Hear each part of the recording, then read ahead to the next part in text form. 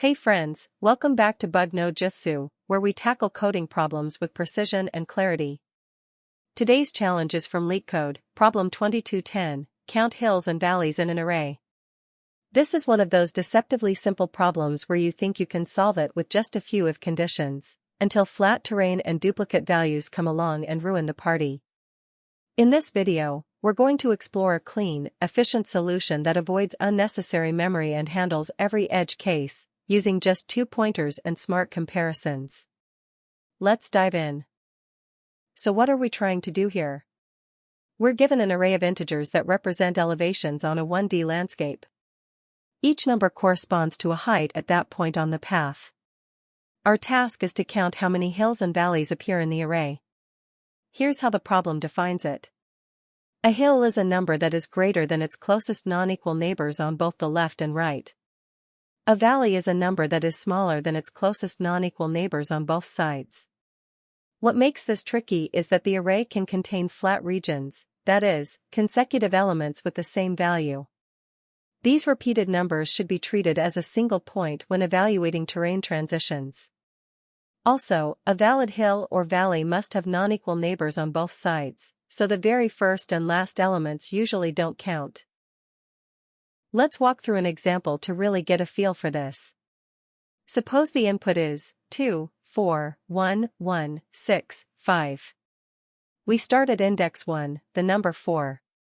Its neighbors are 2 on the left and 1 on the right. Both are less than 4, so this qualifies as a hill. Next, we have 2 ones in a row. Since the neighbors of this flat section are 4 and 6, and 1 is smaller than both, this whole flat stretch is treated as one valley. Then we move to 6, which is higher than its neighbors 1 and 5, so that's another hill.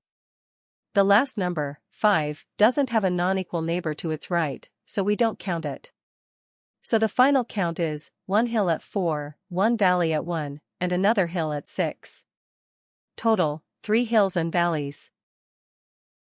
To solve this efficiently, we take a pointer-based approach using 2 indices, one, I, to remember the last non-equal number we've seen, and the other, j, to explore the array. We start with I pointing to the first number in the list.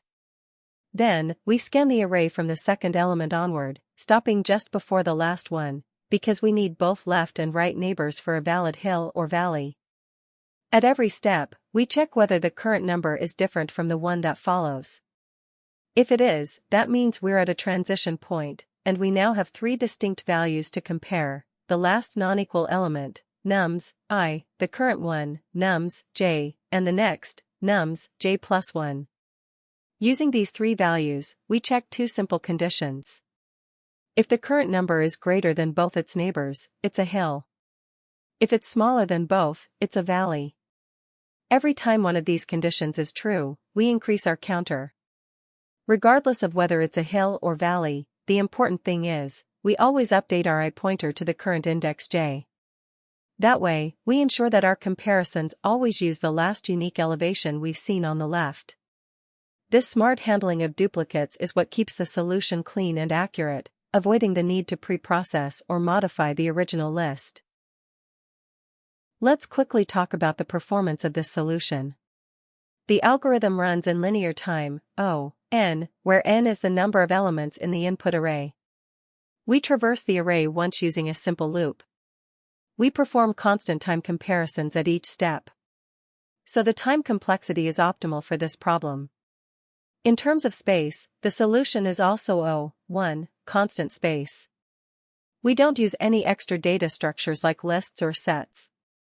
We're only tracking 2 pointers and a result counter. That makes this solution not just clean, but also very memory efficient, great for large inputs and competitive coding environments.